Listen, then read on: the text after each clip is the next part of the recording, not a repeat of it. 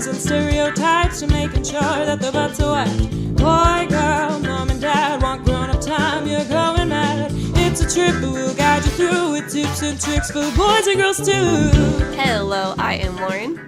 And I'm Nick. Welcome to episode 5 of the Boy, Girl, Mom and Dad podcast. Has anybody ever told you should consider voice acting?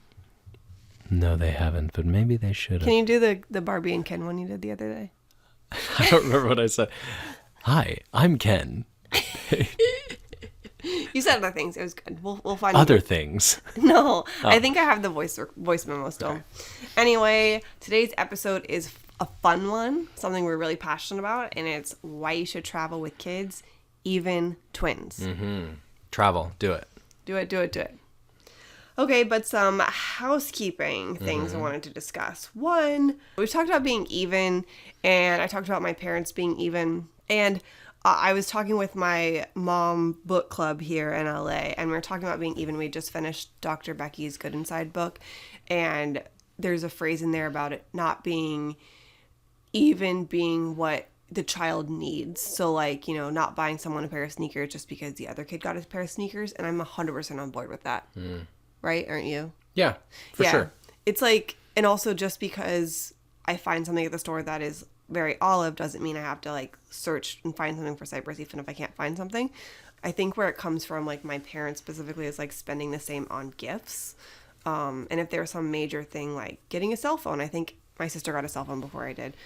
And they asked me. That must mean your parents loved her more. No.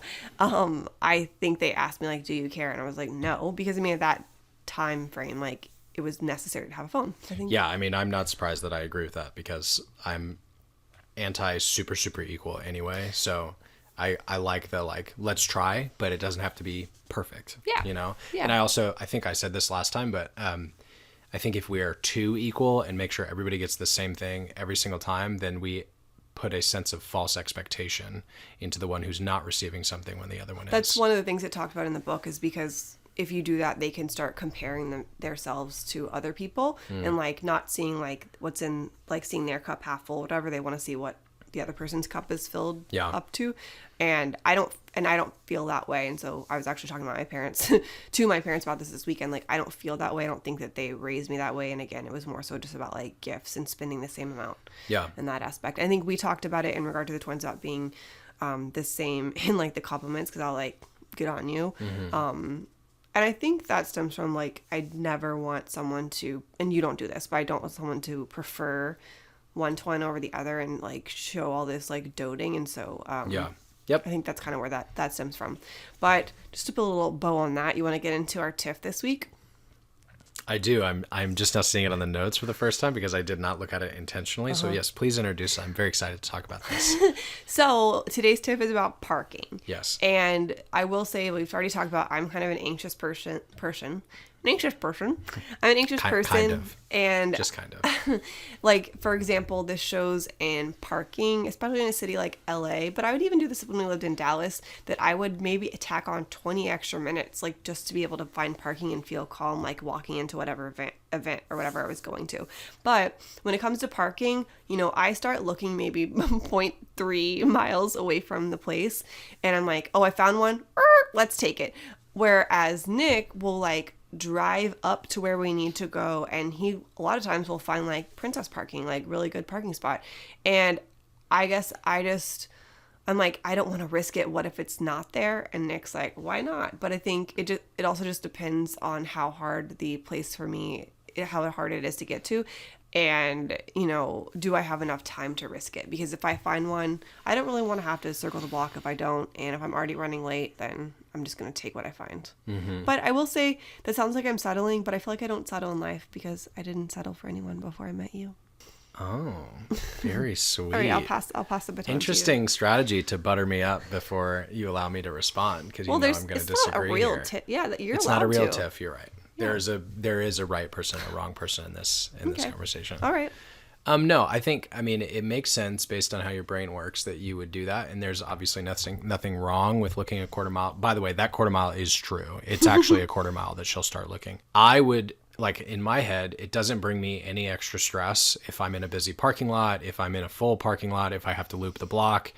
I don't mind if those things happen to me. And I think those things affect you very negatively, and they add to your stress of already being stressed going into a situation, especially if it's like a new group or something. So for me, I think it makes perfect sense for me and my like mental style, like that I go check first. I would rather go, like you said, all the way up to the front door and see if there's a spot. Because in my mind, if I never look, then I'm never going to find if there's a spot there, you know? So like, how many other people are thinking, I'm just not going to look. There's never spots in the front. I'm like, great, I'll take your spot. If that's the way you're thinking, I'll go up and find it and take it because you didn't want to look. I just want to say also, you said it doesn't add any extra anxiety to you to look, but I feel like there's not any anxiety there for you to deal with and begin with. So yeah. Yeah, driving is not a stressful activity for me. And like being in a busy parking lot or people all around me or whatever, not stressful. Driving is not inherently stressful for me. I just like to be very prepared and leave early with enough buffer time.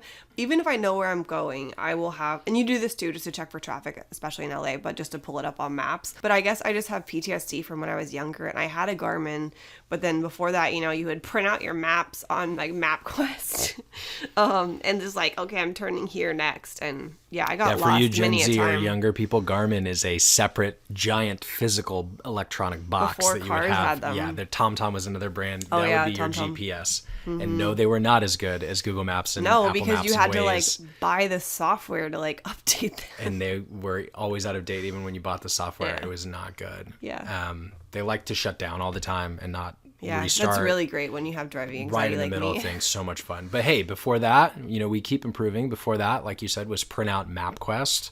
Which was I mean, a lot of fun. my Super dad- safe, right? Like driving, and people had stapled books of directions that they were flipping through while they're driving. My dad always had like maps for us in our car, but that's even worse. Like to have not know where I am. Let me pull up my map and see like I'm here. At least I know like what direction I need to go, I guess. Yeah. But I'm like, where am I? Because at that point, I can't tell. Yeah. I can't tell you which way is north, south, east, or west. Yeah. Never eat soggy waffles. Yeah, so the parking thing. I don't think that I am right in my, I was joking. I think, again, it fits with me and your strategy fits with you. You know, in my view, like looping up closer, not finding anything, and then doubling back a little bit, I'll still find a closer spot there than to take the furthest one I see that I'm comfortable walking from. And also I'm walking theoretically a shorter distance from that quarter mile anyway. So, Yeah. you know, you never know unless you go check. That's my philosophy. The caveat to that, and where I do adopt your strategy, or at least do research ahead of time, is when we're going to something that is already going to be a super busy event, or like right in the middle of rush hour, which is probably uncommon for us. But like if we go to something like the Hollywood Bowl or like something That's massive a where like nightmare. there's a bottleneck Probably and a been a parking nightmare. problem anyway, like we're usually in those situations we're taking an Alto and like we're taking a car, you know, and we're not driving ourselves. But either way, yeah, it's interesting you picked this because you're right. It's not a tip. It's just like a different way to attack things. I think it annoys you a little bit that I go all the way to the front. I'm not sure why. But yeah, we're different in the way that we park when we drive. Yeah, but wait, you said Alto, and this isn't our commercial break for this, but I just wanted to say that Alto is a rideshare that we have in LA. You have it in Dallas. There are several other places that have it.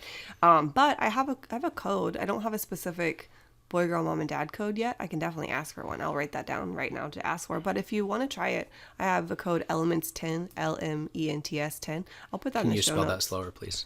LMENTS 10. I'll put that in the show notes, and I'm going to write down right now to ask Alto for a code for y'all. Yeah, we are huge fans of them. It's another level of service separate from other rideshare companies, but not so cripplingly expensive that you have a private full-time driver or anything like that. So it's a great service. They have all Buick Enclaves, I think some VW Atlases, and they're in a lot of big cities. Just check their website. I think it's ridealto.com, right? Yeah, I think that's right. ridealto.com. Yeah, this is our commercial, not commercial. Please go check them out because we really like them. But the whole reason I picked this tip for today, because I had a different one, is because like I was thinking about road trips and travel, and you just said Alto, which we usually take to the airport. Yeah. And I just felt like it fit right in. What a tie-in. I Well know. done. With our topic today of why. Is this what happens when you prepare? I'm not saying you. I'm saying people in general, because this is great. If we have things. Yeah, I had. Yeah, that wasn't supposed to be an insult. You were saying that I didn't prepare. No. I'm saying like in general. Like, is this what happened to our homework conversation? Yeah. Is this what happens when you do your homework? Yeah. This is cool. I might try it. I like it. Yeah. I mean, I got sad there for a second because I'm the one writing our outlines for the show. If you hadn't noticed, For the most part, I did help a lot yesterday. I didn't say you didn't help, but I'd write the skeleton, the base skeleton for it. But anyway, Crawly skeleton. I'm all over the place. Yeah, you are. Okay, let's get into it on traveling with kids, even with twins. I think we're really passionate about this topic just because I think we had a lot of people tell us, like, you're not going to be able to do that or you shouldn't do that. And we did a lot. In the twins' first year, we took them on 18 airplanes and over 8 road trips. And we're not talking just like short ones, like, we drove from LA to San Francisco. So yeah. We have a lot under our belt with that. And I wanted to preface this by saying, like, I think we still would have traveled a lot, but in that year after they were born, my sister got married and one of your sisters got married. So we had a lot of familial obligations to attend. And we put some fun in there too, but we had Which we were happy to do. We don't don't mean to make it sound glad. bad. But yeah, you're right. Probably 25% of our travel that year was bolstered by those things. You're right. Yeah, and such a fun year. It really was. And it kept us going. Busy, but very super fun. busy, very fun. Should we have been paying rent all 12 months here? That's a different question. Probably not. But yeah, I wanted to preface it with that because, like I said, I don't know that we would have done as much, but we would have done a lot. Yeah. And you don't have this in your notes, but I have a preface to add as well. When we say travel with your kids, we do not mean travel outside of your budget and outside of your means. Travel is something that we do. I mean, we pursue cheap ways to do it all the time, right? So travel is something we do and do frequently because we prioritize it in our budget, not because we have so much money that it's easier for us to do. So we don't have a washing machine. So yes, that's why I always like to say the line in Los Angeles for "Are you wealthy?" is "Do you have a washer and dryer?" If you live on the west side, just you in your unit or in your home.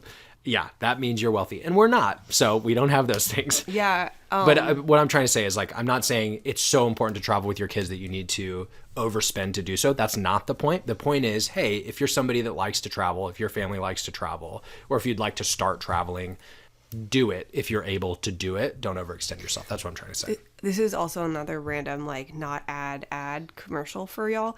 I can ask for a code for this one too, but we've been sending our laundry out via Rinse, and I do have a discount code link thing that I'll put it in the show notes because it is available in Texas in several cities, obviously available in California, but I'll put that in there, and it's been really great, specifically for washing our clothes that are white, like Nick's shirt. I 100% send that out because if I wash it here, it just comes back dirty. But again, yes, I want to get into today's topic, but that is since we're doing an ad not ad, it's barely more expensive than what we were already paying in quarters for our quarter washing machines. Yeah. So yes, just makes sense. Yes. And it's really not right for everybody, but it's definitely been helpful for us and for families.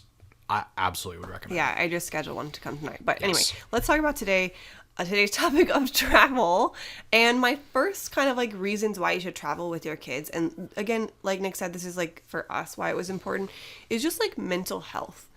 Sure, traveling with your kids can be crazy at times, a lot of times, but if we hadn't have gotten out of the house and done things that we enjoyed because we're pretty active people, I think we would have, for lack of a better term, like lost our minds. Yes. Being stuck here, even though like obviously we can go to the beach, we're pretty close to that. I think if we didn't go and explore, which is something that we've done since we've met, we would have been really sad, and I think it would have changed a lot for us. Absolutely. It would have gone against who we are in our patterns of life already, which goes against the strategy we've tried to have of bringing our children into our lives, right? Also, I mean, there's a ton that you have to do to take care of your kids. Just do the same stuff when you're out. Like, yes, it's a little bit harder, but like, we're breastfeeding or feeding bottles or like changing diapers or, like all those things can happen away from your home. Yes, it's a little bit less comfortable. Yes, it's a little bit less accessible, but it's so much cooler to be able to feed them a bottle under Niagara Falls or wherever we are, like, as opposed to, I mean, I love our nursery. No offense, nursery. We're in here now, but my favorite room in the house. Like, yeah. but it's cool to have those experiences. And you're right, it definitely helps your mental health. I also want to I think we should include it in your preface that another thing, like, we're able to travel also because we're both very flexible. Like, working for myself and then you being a consultant, you can pretty much, you do your meetings and stuff like that, but you're a lot more flexible than a lot of people. I'm able to fit my hours in differently. So but you're right. It fits in with what I was saying of like travel within your means, which includes your work schedules. Yep. But like, you know, I mean, I include in this travel category, I include everything from like flight and trip to Europe all the way to like a road trip to an hour away on a weekend where you're not hurting your work day and you're able to go check something out. You know, so like any part of those, I think with kids is equally difficult. What we're saying is pursue those things. Yeah. And one of our favorite things, he said a weekend trip, is to travel in the evening and get there at night, and then you wake up where you are. And Preach. You wake up and like there's the mountains or there's the beach or there's the backyard that you get to like see for the first time with the light on it, and you just wake up there and you have like a cup of tea or coffee and it's just so lovely. Yeah. To preface and a clarification. Make sure you're not too tired if you're going to do that. We're not necessarily saying drive overnight. We've more saying like, if you're, so to be specific, kids usually went to bed at like 6 when they were younger, right? We'd get in the car like 5:30 or 6, have some road trips that go 4 or 5 hours into the night. So we're not going too late. It's like 11:30 or midnight, but the kids are sleeping the whole time. Easier to take care of them. We don't have to stop so many times. They're chill. It's dark outside. And then to your point, which we love doing before we had the kids anyway, is like waking up in the place you're at without having really seen it yet, and then having the brand new view of wherever you are is super magical. And it's also nice to be able to have like a reset day of we can stay in whatever pattern and schedule our twins are already in, our kids are already in, because we didn't really hurt them. Like instead of being in their cribs, they were in the car, you know, not a huge difference. Yeah. And I will say there's a lot of opinions and stuff on the car seats. So and when you have to like take them out and stuff like that, if you're traveling, I actually have a whole post on traveling on an airplane that I will put in the show notes. That's super, super detailed if you're traveling on a plane, especially for the first time. I probably couldn't answer every single question that you have. That's what I tried to do. I have a post that I've literally been trying to write for over a year now on traveling with infants. What else have you been doing? I know. Road trips wise. And I'm going to finish that, and I will edit this, or at least put it in the YouTube show notes to have that in there as well. There's a lot of studies and stuff on food and like when you're feeding in the car and car seats. So I would just check with your pediatrician. But yeah, we don't have to get into that now because it's not that specific of a post, but just know we are aware. And yeah. All things that can be figured out, by the way. Not an extra wrench. She's right. Just look into these things when you're preparing to travel. Yeah. So the next thing I wanted to kind of like talk about is it didn't make us want to do it more, but we were met with like, why are you doing that? Like, they're not going to remember that, whether we're taking them to Disneyland for their birthday, for their first birthday, or taking them, I don't know, other places, other like stops that we've seen.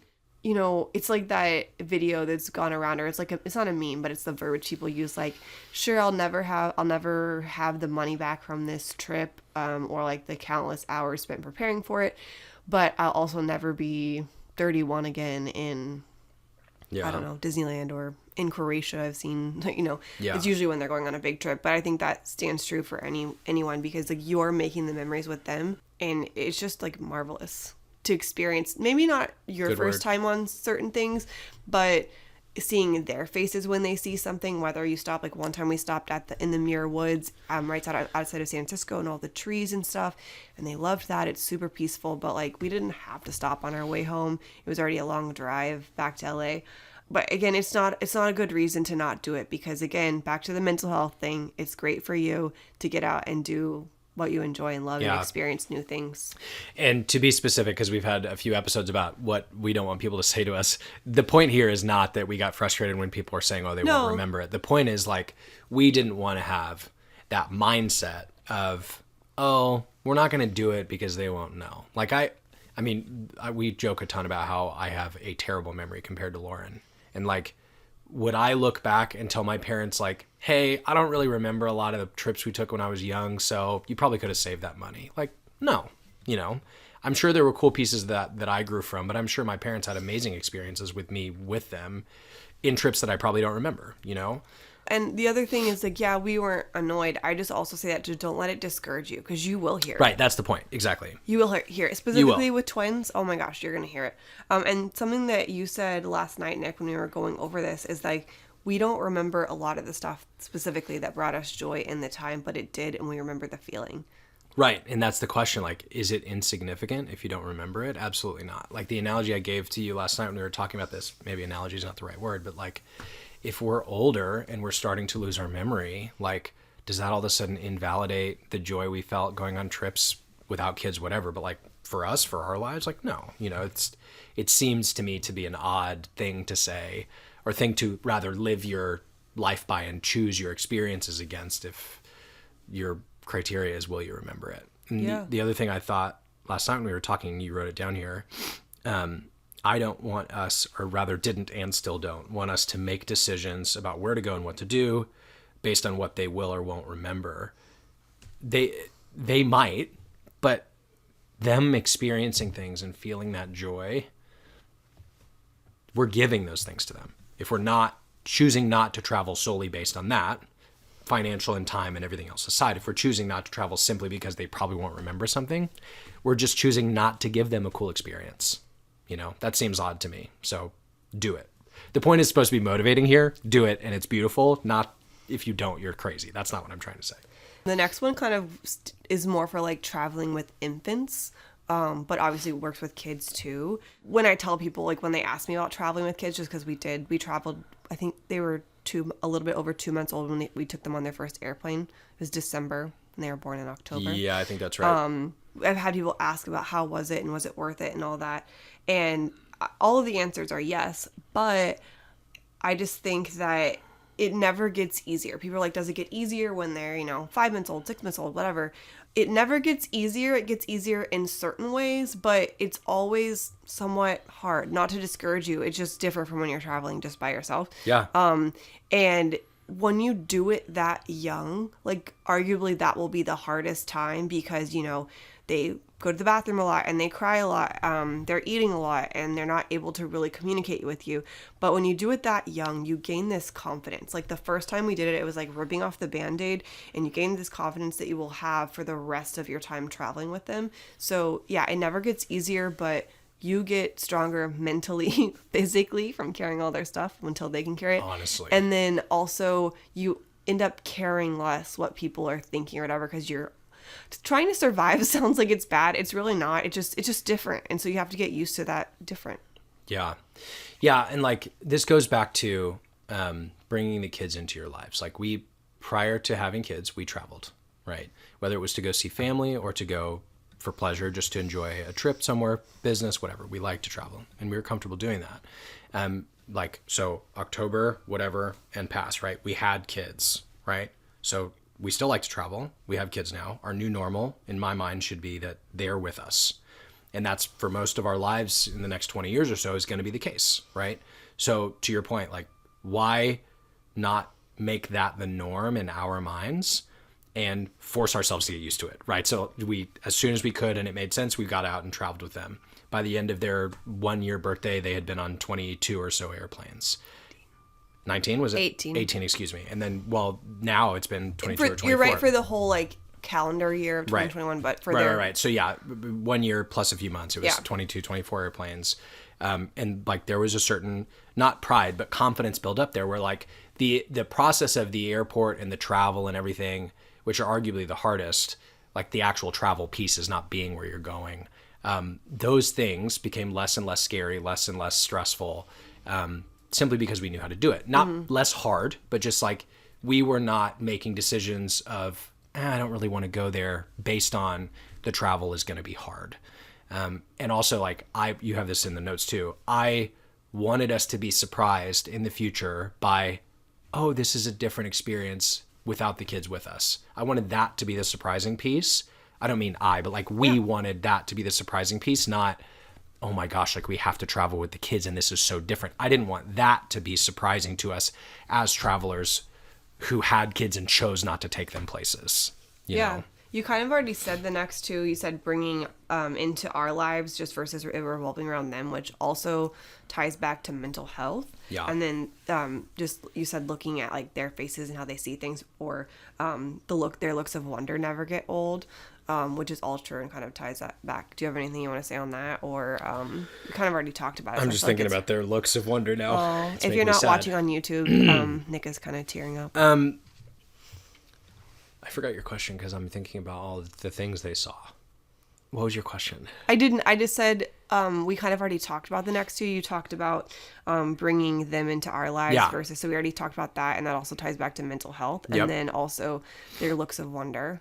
That's another reason to travel. And honestly, we say travel, but again, it doesn't even have to be that far just to see a look of wonder on them, you know? Yeah, like in my mind, this counts the same way as like for us driving to the beach on a Sunday night or on a day and like having them point at the waves. Like that's the same thing. Airplanes in the sky. Or the we're taking a birds. walk at home. Like they point at the airplanes. It's the same thing. Yeah. And it's equally as cool. So yeah, it doesn't have to be a big, massive trip. I think one of my favorite memories is still like when we drove through, was it Yosemite? Or we did Yosemite in February 2021. It's not Yellowstone. Sorry, 2022. Right? Not I keep Yellowstone. getting those mixed up. Yosemite. Yeah. February 2022. And the snow was like partially melted, and we were on the main highway, like in the middle of like the valley in Yosemite, and we pulled over and took the kids out, like pointing up at the fire falls and the that's a phenomena in Yosemite, by the way. If the sun beautiful. hits a waterfall at the right time, it looks like it's fire coming over instead of water. It only happens in February. Do it. It's really cool. But like the place by itself is gorgeous, but just like walking around with them and their little matching hoodie outfits, remember that? And Yeah, the like, little bears. They're just like, they can barely emote and express and talk by then, but like they're still like looking around and like they were so in awe of the world. And that's so cool. Yeah, and I would say they were about 4 months at that time, and arguably that like 3 to 4 months, in my opinion, is like the hardest time. Yeah.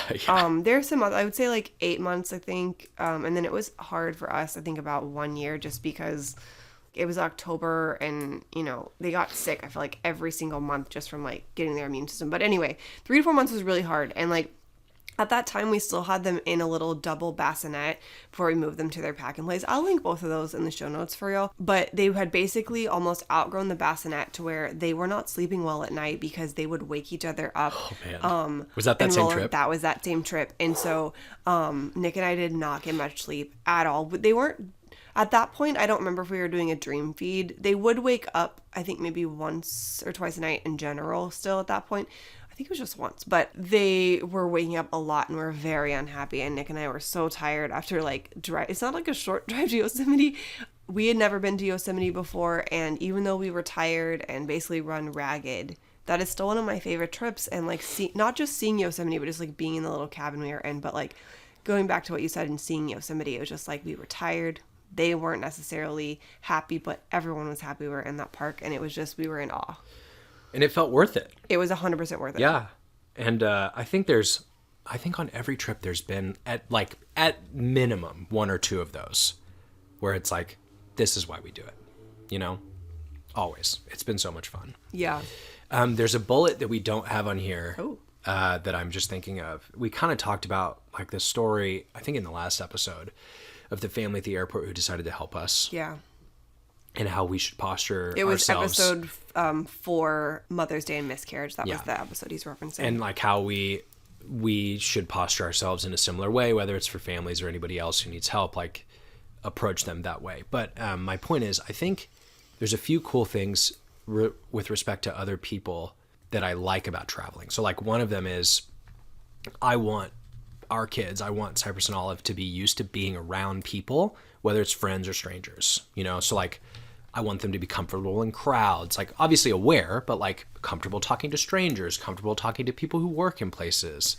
And I think like, as much as we can say that to them, unless we put them in those situations and model that behavior of interacting with the people around us, which we want to do, unless we do that for them, it's going to be harder for them to assimilate into that. And I'm not saying we're forcing them to be extroverts necessarily. I'm just saying like everybody, I think, should be comfortable around other people, you know? Yeah, I think that goes into my last topic that I had here as planned about the demeanor of kids and how travel and being on the go, like, kind of forces them into that. It may not be 100% what you just said, but their demeanor and how they kind of have to be flexible and they're used to being on the go and they can do it. Like, when you start... They as in our kids is what you're referring to. Well, yeah, but I think as a whole, like, when you start kids like that and they're used to being on the go, they're more adaptable. Yeah. And I know, again, it goes back to, like, do it early and rip off the Band-Aid so you're not, like, it doesn't scare you because then you'll never go. And when you do, it'll be this whole ordeal. Because it can help with your demeanor, too. Like, and just, like, how you feel with that. Because things are going to go wrong. They are. Yeah. And just, like, learning how to be quick on your feet and, like, how can we fix this? It doesn't mean you'll always be happy about it, but I think it helps with everyone's... I guess it goes back to mental health. Yeah. Yeah, and the other thing I think there are pieces... There's beauty and humanity. Your understanding of certain beauty and humanity is kind of restored. Whether you're an optimistic person or not, like, I think almost everybody I sat next to offered to help me make bottles, you know? Like, and it seems like a really small thing, but I think we kind of forget that, like, unless you're really in need, which as a parent and you're traveling with kids, like, you're typically always in need of help in some way, shape, or fashion. You mentioned, like, trying to survive. To me, that means, like, there's so many things to do. There's always opportunities for other people to help. There's always a task list for us to get through to make sure we're taking care of our kids right and doing all the things we want to do, right? Or not right, but well. So, like, I think that situation in and of itself presents so many opportunities for those around you to be able to help you. Whereas otherwise, without the kids, you may not need help that much at all, and people then wouldn't need to offer it. So I think it's just kind of reinforces the beauty there is in other people and helping strangers. Like, so many people offered to help us. Like, we have stories of people who had what I'll call odd behavior around any children, let alone ours, right? But honestly, the majority, like, people are happier around the kids usually. Like, they are willing to help around kids more. Like, you know, it helps to brighten people's days when they see kids walk around. Like, I would pick up, this isn't a credit to me, but, like, I love bringing the kids to anyone. Like, I'll bring them to, like, if there's no line at a ticketing counter and, you know, people aren't too busy, like, I'll bring them up and, like, have them walk up on the counter, obviously if it's, like, clean and okay, right? And they'll, like, high five them, like, play with them, talk to them, ask about them. Like, I just love that interaction is there. I actually wrote down when you were talking earlier about it just brings joy to others when you're out. I mean, again, you don't have to travel far for this. You don't even have to be, like, you can just be, like, out at the mall with your kids and, like, bring joy to others, like, because of how you would have the twins would talk on their own accord to people, and, like, bring others joy. And then also when you're doing that, you're often inspiring others. We had so many people, you know, be like, oh, you're inspiring me to be out with my kids more, or you know, we'd talk to somebody whose daughter was gonna have twins or someone like that, where we were just, like, an inspiration and just proof that it can be done. And the point is not to, like, bring yourself pride there, but to her point, like, it's helpful. Yeah. You know? And then when you were saying about helping others, people helping us, I feel like traveling in general creates empathy. Because when you're helping people, like you mentioned, but also when you're going to different parts of the world, you're opening up your children's eyes and yours to way that other people's lives, and you're learning about, it's a learning experience. You know, the money is well spent and you're learning how other cultures live, how other people live. And again, you're gaining empathy and insight into what other people are in the world. I think it just makes more kindness, which the world needs. Yep. I agree. Yeah. Yeah. So I guess you did kind of have that bullet here. But... Yeah. No worries. While we are talking about travel, some of the things that you have to bring with you, like your face wash or your deodorant, things like that. Our favorite deodorant is Primarily Pure, and we have a discount code for you for every single time you place an order with them, not just the first time. Yeah. You can use code BGMAD for 10% off your order. BGMAD. My favorite deodorant scent right now is the citrus and vanilla. Next is the charcoal. Yes. And they have a cute little travel size that we both have that we keep in our DOP kits. We also use their baby balm on the twins, and I use it on my face every single day. We highly recommend them, and they will travel great with you and are multi-purpose, like the baby balm we mentioned. Yeah, it's great stuff. Good products. Yeah. Do it. Go get them. Let us know if you have any, BGMAD. let us know if you have any questions on which items to use, but Priming Finger does a great job with having skin-specific items and quizzes you can use. So, yes, use code BGMAD for 10% off your order. I just like our code, BGMAD. I know, me too. BGMAD. Go get clean. Go get clean. Oh. Smell good. BGMAD. Go get clean. So, random tips. The first thing I want to say is when your child is under 2, they are basically not considered a person anywhere. You should Sorry, definitely... that sounds funny. No, it's true. You should definitely have IDs, which I guess is another topic we can discuss. The twins both I have... assumed it would be. Yeah. They both have government-issued IDs, and we have passports. We're working on global entry, but they have both of those things, and we would highly recommend, because when you're traveling anywhere, especially an airplane, it is good to have that. Yeah. Just You'd be surprised how sure. many places will actually ask for it. Yeah. And it's really uncommon to have those things so early in their lives. Also, if anybody has connections to Global Entry and can get us an interview, please reach out. Please. We're going to try to just do a walk-in. But We have it. We need it for the kids. That's yeah. It's also just a really cute memento. We got the IDs around 5 weeks because we thought it would help with speeding up the passport process. And it's also just great because it's another form of ID. And again, it's a cute little memento that they have. But what I was saying is they're basically not considered people under 2. Like a airplane, they're free on your lap under 2, which a caveat for twins, you will not be able to sit on the same row with whoever's traveling with you. So you're able to, I never did this, but you're able to fly with both of them by yourself if you buy one of them a seat, regardless of their age. You have to. But Nick and I could never be on the same row. We would end up being, the way we liked it was one of us was in front of each other versus across the aisle, just in case we couldn't get to each other across the aisle with like a beverage cart or a line or something. That's how we like to sit. But they're free on your lap until they're 2.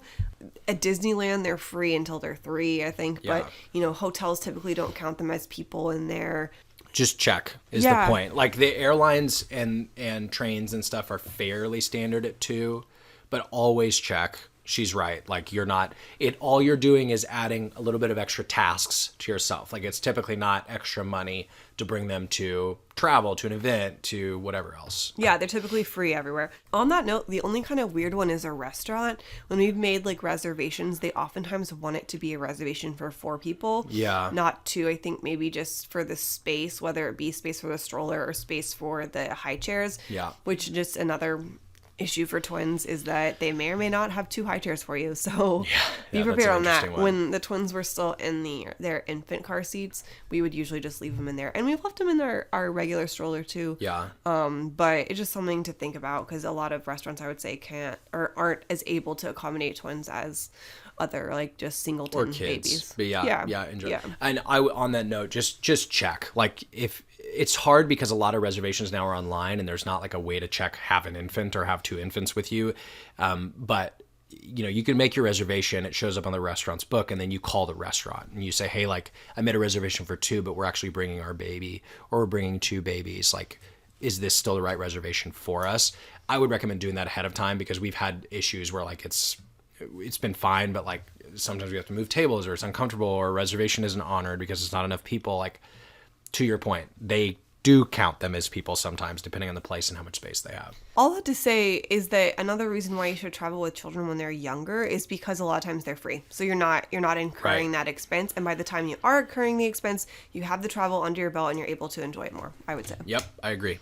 Fully agree. The next thing is, I would say, as tips for traveling, is make sure you're on the same team. If you're traveling with another adult or multiple adults, like, which is awesome because they can help you, I would just make sure you're on the same team and you're on the same page and you're able to help each other. Like, Nick and I go into this, it's not fight or flight, it's like, let's go, like beast mode. Let's call it beast mode. Where we're just like, I don't know, we just like are able to anticipate, I feel like, what each other needs, and just able to, like, it's not survival mode because we are definitely surviving, but just like, okay, what needs to be done, and we are hyper aware of it, and we are just like on a mission together. We had to go through it a bit to get there. Like, we were both willing to help at the beginning, but the understanding of expectations and like what each other needs. I think that's come with experience and with practice, and we're still getting better at it. But again, why you should start earlier rather than sooner, because you're for able sure. to develop that. For sure. Yeah, but I agree with you. I think the other thing that you didn't say is something that makes it easier for us is that we are both like fairly fully present and with the understanding that while we're traveling, we're taking care of the kid. Like that is the thing that we're doing. Not to say that other parents aren't doing that well. It's just like, I'm not going in planning to watch a movie, watch a show, read a book, like things that I could have done without, traveling without kids prior. Even one kid, I would say, like that's for like sure. Twins specifically, we are never off my duty gosh. because we are both like we're on double man coverage. Is that how it's Exactly. right? Yeah. Man coverage. Yeah. Yeah. So one parent to one kid. Yeah. And it's like, twins aside, I don't want to make fun of people. The amount of like fathers specifically, but parents I see that are just like sitting and reading a book or playing on their iPad or something, like clearly not working and just they're hanging out with themselves, and like mom or whoever the other parent is just like clearly in need of help and taking care of the kid and doing all these things. Like that's what I mean when I say whether you have one kid, two, or however many you have. I think, to your point, the expectation should be set by the parents to each other and for each other at the beginning. Like we're here as a team. We're equally sharing this burden that we've chosen to accept to take the kids to wherever we're going to go. Yeah, I think that takes me to the next point of like, luckily, I feel like it was always like one of us, not both of us, having an issue at the same time. But like, we check on your person is what I was going to say here. Like we were able to be like, okay, the baby you're holding is not happy. Let's switch babies. I'm at a good place right now. Mentally, I'm not triggered. I can handle it. Yeah. Why don't we switch? Like we're going good over here. You can have the calmer baby. I'll take the one who's having a bit of a harder time. And we're able to just like, check on each other. Which is not easy, by the No. way. I still I 100% agree. It's a great recommendation. I still struggle with this. So like if Cypress falls or like is really sad or something, or woke up from his nap and super sad, like I think both of us want to be the ones to comfort him. Even if we're in those states, like you mentioned, where like mentally we're not really great and like Overstimulated is the word I would use. Yeah. Where it's like we want to be, so there's some pride associated there as well, at least for me. That's why it's tough, because it's like I want to be the one that helps my son or daughter feel better. I want to be the one that's comforting them. Not so that you're not. The point is just like I want to be able to and feel comfortable in the fact that I'm able to help them. But to your point, like there are certain times where it's okay, like, and sometimes we have to like not force, but like really encourage each other, like, hey, take a second, take a beat, like let's trade, or let me take that kid and you go watch the other one that's happy and playing. Like trading off travel or otherwise, good idea. Yeah, and that's what I was saying. Like, luckily, usually, I can't think of a time where we were both really, really stressed, but like, luckily, one of us is cool, and the other one is just having a little bit of a hard time. And so that's also really good, is because we're able to notice that. Yeah, I'd say typically, but like, because I don't know, because we're tuned to each other, we're on the same page, like I mentioned at the beginning of the tips. Is like we're able to do that for each other. Yeah, but even if that does happen, where like we're both at a pretty low mental state, or it's difficult for both of us, like that goes back to, for me, being fully in it and on the same page and both giving equal effort, right? Because like it is hard to be frustrated when we're both feeling the same pain and the same difficulty and stress in a situation, as opposed to like situation I just said, like me struggling with both babies or one baby or whatever, and you're like scrolling Instagram or something, right? Not saying that those things inherently are bad, but just like if I feel like you're in it with me, it's somehow easier, you know? Yeah, another fun thing, just random, is like when one of us has to go to the bathroom on the plane.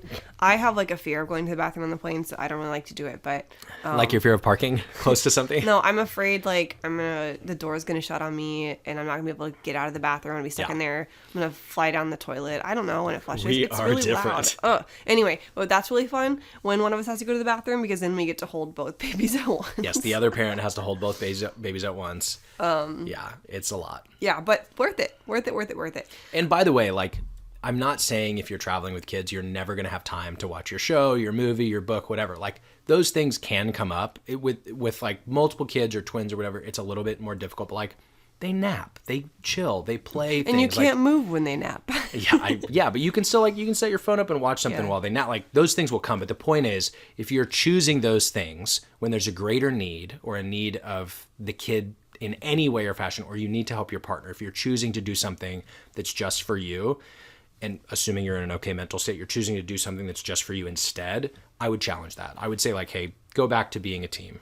Right? Yeah. I usually, to give my point of view on doing things on the plane, I usually listen to a book or listen to a podcast. Sure, which is great. Yeah. That's what I like to do, because then headphones are already in. I can do that Yeah. even if they're sleeping, and I'm still like attentive to them, and I can actually still play with them. But yeah, the next thing is your strategy of packing. Like, I feel like we've gotten, I'm usually the one packing, but I think both of us have gotten really good at, packing, not the bare minimum, but basically the bare minimum of like what we need. And like, I think we take out a couple things like right before the end of like closing our suitcase just to get by, because you end up not needing a lot. And you're not just packing for yourself, you're packing for, in our case, 4 people.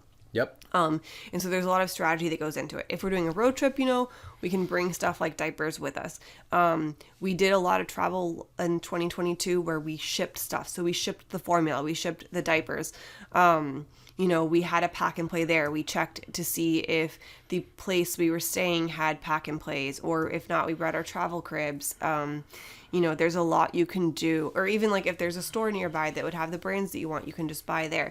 So and also there are places you can rent from, like rent baby gear when you arrive. I think at least domestically, depending on the hotel you go to, a lot of times they will have pack and plays. Usually not for charge. They usually just have them. Yeah. At hotels. So there's a lot of options there, and just explore like what you need and like how long you're there. And there's a lot of ways to save on packing space. Yeah. Yeah, agreed. And I mean, to your point, like I think we realized what we need is a lot less when we travel than what we were used to bringing without the babies, which is interesting because you're bringing a lot more, like there's a lot more things you have to bring for the babies themselves, but somehow we're like at or below what we used to bring for ourselves, including the extra stuff for the babies. Yeah. I was also going to say we tried, if it was possible, we tried to stay at a place with like a washing machine so we could wash clothes there, like if the babies got stain on them, or just like to reuse clothing. The other thing is, if you're flying on an airplane, most, if not all, airlines will allow you to check for free baby gear, whether it be your car seats or your stroller or your pack and play cribs. You can also gate check. We've done both, gate checking and checking things like at the other, I guess that's not a ticketing counter. I was like, it's not a gate, but and I think we are going, correct me if I'm wrong, I think we're going to do more of a deep dive into like equipment and specific travel equipment for babies a little bit later. Or part of another episode. Yeah. But I'm not cutting you off. You're right. No. And like the point, and that goes back to like understanding if a restaurant can accommodate them, or events, or like just ask, and do not feel embarrassed about asking, right? If somebody is giving you frustrated response for you asking, it's not your problem, it's theirs, right? It's completely normal for you to ask these questions. So like, for example, do your research and find out if your airline allows check baby gear. They all have it posted. Most of them do. Not everybody understands that, but most airline policies accommodate strollers, like you said. Like even diaper bags don't count as bags for carry-on in most cases. I think they do. It depends on the airline, but you should do your research, is my point. And then if you're not sure, ask. Yeah. But also like be confident in saying, hey, these are for the babies. I wouldn't even say if you're checking at the ticketing counter, I would just be like, this is baby gear that I'm checking for free, and be very like confident. Right. Well, that's what I'm saying. Okay. Like you need to say that, because either A, they don't know and they'll try and charge you, or B, they don't understand it's baby gear and they will charge it as normal luggage. So you just, to protect your own finances and make sure they understand what it is, make sure you say, and there's no shame in saying, who's embarrassed about having a stroller? I have a stroller. That's what I'm checking today. Yeah, I mean, the same thing I would say is like whenever they were still on formula, like you're allowed to go through TSA with water for formula, and they cannot take it away from you. And it's like a certain quantity, but I think No. You can do it. Well, so if you don't want it to get chucked, it needs to be under 3 ounces. Yeah. But you can do like a big water bottle. They just have to check it, like test it. Which they can do without touching it. Right. But like sometimes they were like, and I was like, no, I know my rights. Yeah.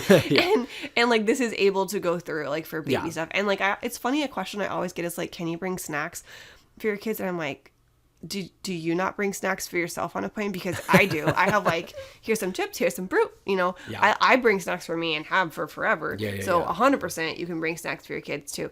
Another random fact, it'll be in the blog post I share about flying, but every airline we've been on, like Alaska, Southwest, I think this is the same for United and Delta, they all allow like strollers, fine, no problem, to be gate checked. But American Airlines, I believe it has to be under 20 pounds.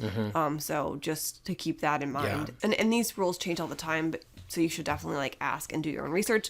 But I've done a little bit of it for you, so I'll make sure that's in the show notes. Also, something to bring up here is like, we're not trying to say be bullheaded parents and force people to accommodate you. Like you need, especially when you're traveling, equipment aside, this is a good advice for everything, I think. Like, you have to be adaptable, right? So if you're not able to get what you need, or you think you deserve something that's not going to be given to you, move on. It's okay. Like, take that little roadblock, the little speed bump, keep going. If you can't gate check your stroller, figure out how it makes sense for you to check at the ticketing counter and get your babies where you need to go. Like, the trip does not need to blow up, and your mental health does not need to be brought so far down that you're not able to help take care of the kids because of little things like that. And they will happen, you know, like not every TSA agent's going to be okay with you bringing water, regardless of whether it's okay. Most of them have been for us, but I'm just saying, like, expect that those aren't going to be perfect.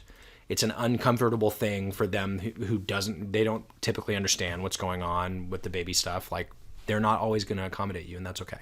And on that note, also, I'd say just you don't have to be mean, but just be confident. Like, state your... Make your request, state why, like, you know, press a little bit. You don't need have to explain everything. No. I try to over-explain sometimes. Nick's like, shh, be quiet. I don't say be quiet, but I'm like, let's get, like, this is what she's asking. Yeah. Headline question, Yeah, I think that's it for our current piece before we, like, dive in on another episode about specifics of, like, we've got travel equipment gear. hints, like, there's a lot of stuff that we've learned with travel gear. And I think things that we would do differently, either for our next kids if we have them, or like if we were to go back and travel again with the twins when they were that young, which we can't. But if we had a time machine, there are some things I think we would do differently that we can pass along. And to on you guys. that note, like, if we had a time machine, we would relive all of our trips, and there are some like not so great things that have happened in our trips. So I think that and we would still take them. I think I think you said that. Sorry, no, I didn't steal your point. I think that says a lot. Like, it will be hard, but it will also be amazing. Yes. Yeah. 100%. Yeah, so thank you so much for listening with us. Just a little special tidbit. We are planning a trip internationally right now, so we'll be able to bring you that advice maybe later this year. Hopefully. I don't know. Hopefully. Yeah, we've never done that with children, so that will be a new experience. New experience for all of us. That we are leaning into. We are leaning into it. But yeah, thank you so much for listening. If you have a chance, please rate us and give us a like on YouTube if you're watching there. Please feel free to email us or DM us. You can email us at hello@boygirlmom.com. You can give us a DM and a follow, for that matter, on boygirlmom. Spelled out .com, boygirlmom.com. And just tell us if you have any questions. We'd love to answer your questions, even like on an episode, or if you have any requests you'd like for us to cover. We're down. We want to help. We want to grow together. Grow with us and take your kids to wherever you want to go. Yeah. Thank you so much, and we'll see you next time. Bye. Bye. Boy, girl, mom, and dad gotta wash those butts together. It's a trip, but we'll guide you through with tips and tricks for boys and girls too.